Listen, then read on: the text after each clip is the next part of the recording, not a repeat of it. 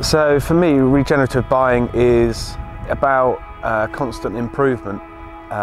So we kind of looked at the word sustainability and sustain, which I think is very valid, but it only means stopping any more harm, doing the least bad thing.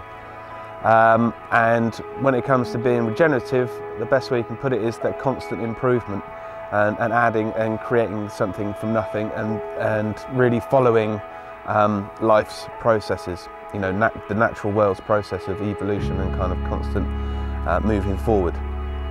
Well, the Fukushima rapeseed project is really about rectifying the terrible situation that's happened here.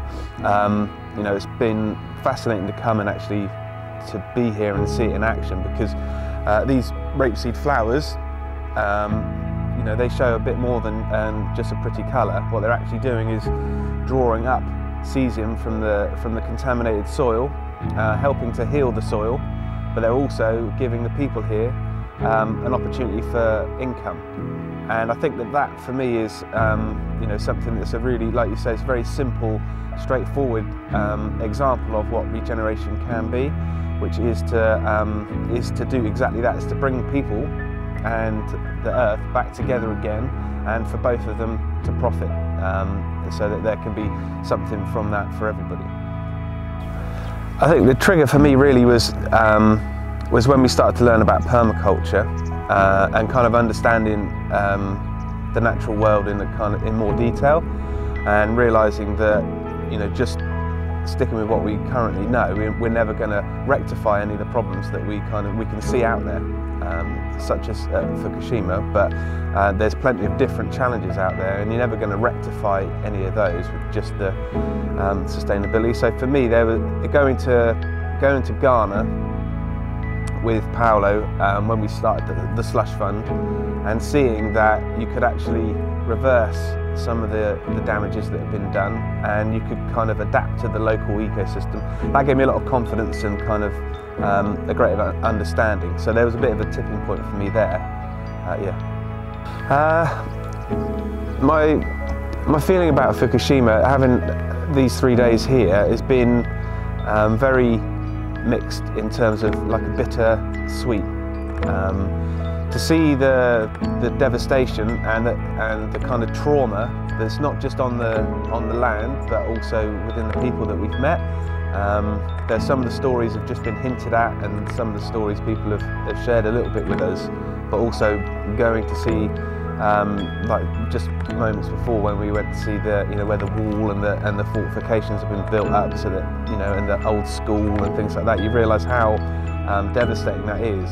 At the same time, how absolutely beautiful the land is, and how natural everything is here. How people really enjoy the gardening and farming, and they're really a part of nature. And how strange it is that this is actually a very polluted landscape, because it doesn't look like a polluted landscape. And so it's really difficult to understand exactly what's happening. And it's been a fascinating kind of journey. Been very warm journey. People here have been very warm and generous, and the food's been really good, which always helps me. But it's been poignant. It feels like the right thing to do. I've always been very drawn to this project. As soon as you guys brought the oil to us and said this is what's happening and can we help, it's been something that I felt very passionate about, and it's been a real joy to be able to come and be here and to have enjoyed it so much. So I feel quite privileged, actually. Yeah, I think one of the positives from a situation like that, if there are any, is that being faced with that sort of level of destruction, or that, like you say, the people here seem to have changed their viewpoint quite a bit and seem very interested in a kind of positive future.